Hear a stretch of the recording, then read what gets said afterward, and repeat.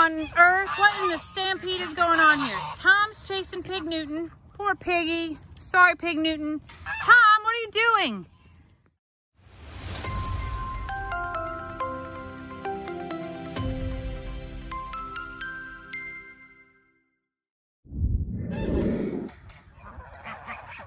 I got the babies versus the top geese, and Lydia telling them to stay away. Adam or Steve ganging up with Tom against Pig Newton. Reba, what on earth is happening right now? And you all got scum on you. You look like you've been. Oh, you need baths. You need showers. You gotta go out to the middle. You got a dirt ring.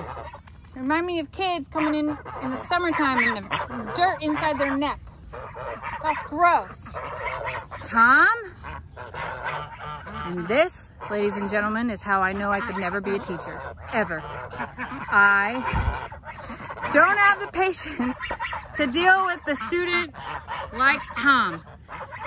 Tom! Poor Pig Newton. What did he ever do to you?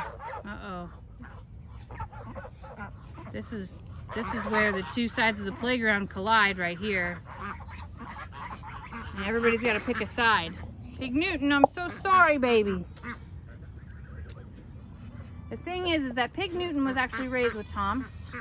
So, you know, Peep and Tom were the baby ducks that were sent here, and Peep had a horrific, tragic accident.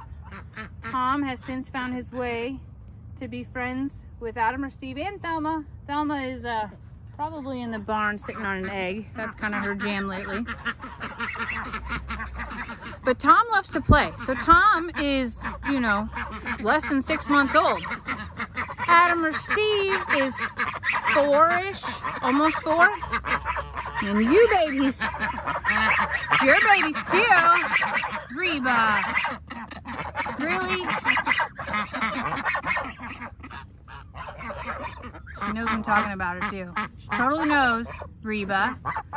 Yes. So, Lydia back here is like, don't speak to her. Don't speak to her. But Tom's playful still. Hi, Trudy. And Pig Newton seems to be someone that he decided to pick on today. Big Trudy's not going to take any of that mess. No, baby, you can't come out right now. It's almost time for dinner. So yeah, I just look at my little gaggle here and our motley crew of misfits, and it's enough to know that I could have never been a teacher, ever. You know,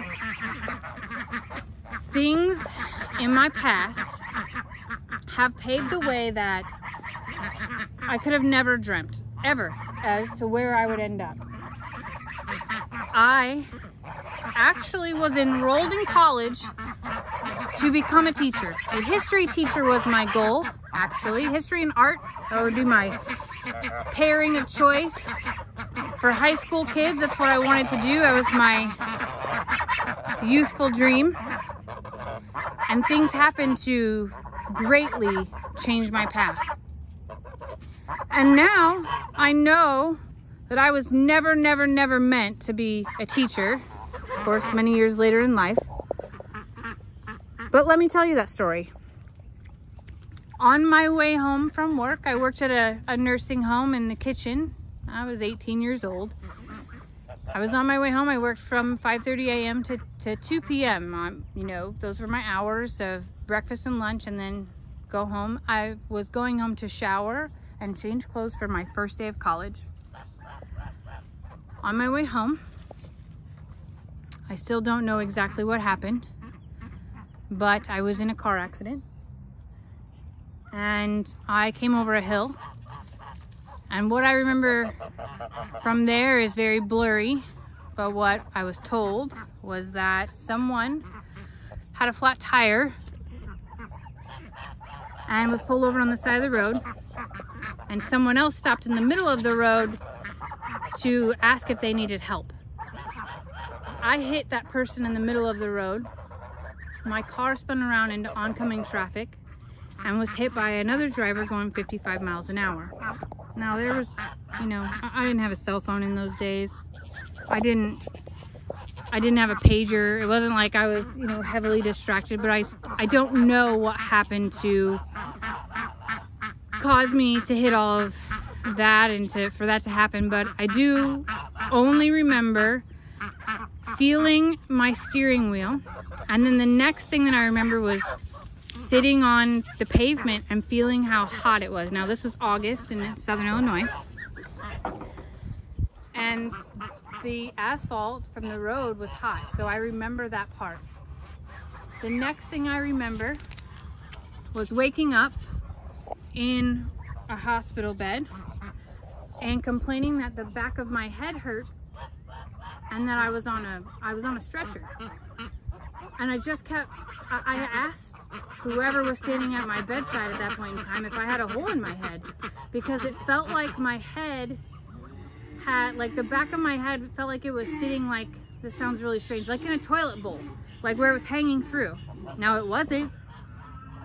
It just had been on that stretcher board for so long because I was being prepared to be transferred to a bigger hospital, because in that car accident I broke my neck. So here I am at 18 years old, terrified, not knowing anything in the medical field or world or having any insight whatsoever. And I have a broken neck. And I remember being transferred to the next hospital. I remember waking up in that ambulance and them putting what I now know is EKG pads on my chest. But they were, at that time I just kept asking why there were stickers. Why are there stickers? I can't explain to you the like delusion and the gap of time that I lost there, because it's still a mystery to me today. But from that point forward, I was in a collar around my neck, a hard collar, for 6 months. I could not drive. I couldn't even ride in a car other than to, you know, go home from the hospital eventually and really for necessities, because it just hurt so bad. So for 6 months I stayed home, and it changed my path greatly. I, at that point in time, needed to go back to work and couldn't afford college. I lost my scholarship. So I had to start working. Small town places, and, you know, minimum wage wasn't much at that point in time. There was no, you know, short-term disability, nothing like that. I didn't have anything but, you know, health insurance. I just graduated high school, was just starting college. So, hi Danny, hi Ivy, don't be mean to each other. Gosh, Lord, jealous babies. I ended up walking into a medical clinic and applying for that receptionist job that they had posted in their window, believe it or not. That's how long ago this was. And they interviewed me on the spot, and they hired me on the spot. And I was able to start the next day. In that clinic were chiropractors, medical doctors, physical therapists, and I felt like my path led me there to help me rehabilitate my neck. You see, I was still in a collar at that point in time. I was able to start driving. I moved to a soft collar from a hard. So I was able to start driving and able to start working, but it was, you know, very light duty things. But I was without work for 6 months. I've had to work. I had to. It's also in me that I have to support myself. So that event created my path in the medical field. Now, I won't go into, you know, long, sappy details, but I worked in a few small offices and eventually started working for a national organization and worked my way up a ladder, and then started to, you know, build a significant amount of knowledge that allowed me to grow in my career. And in that national company, I I started to travel. I started to see the United States. I started to dabble in different specialties, really learn about other cultures. You know, at one point in time, my role was taking physicians who were from other countries and teaching them the culture and the environment and the people that they were going to be treating, teaching them about their lifestyles so that they could better communicate. And that job was awesome. I learned so many things. I learned about people's backgrounds, people's struggles, people's triumphs, their reasons for wanting to become a physician, all of those things. It taught me a lot of life lessons too, don't get me wrong. There's a lot of regrets, and I've talked about some of those in videos previously. A lot of things that I missed out on because I was so career focused, and I felt like I had to. I felt like I had to keep going, and I had to give everything to my job so that I could support my son, and so that I could show him that hard work does pay off. And it does, don't get me wrong.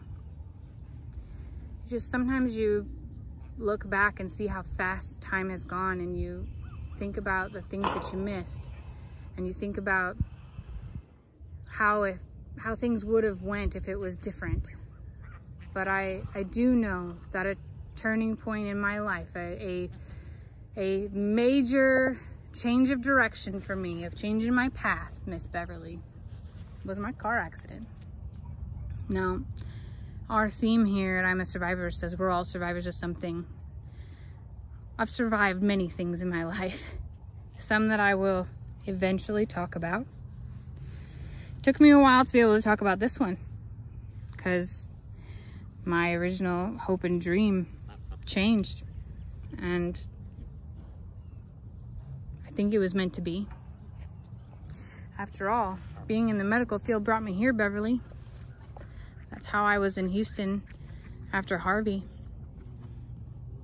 Yep. And it landed me here. So, while my path was uncertain many times, I survived. And I do deal with pain, and I can certainly tell you when the weather's gonna change and when it's gonna rain. I survived. And I feel like I'm right where I'm supposed to be.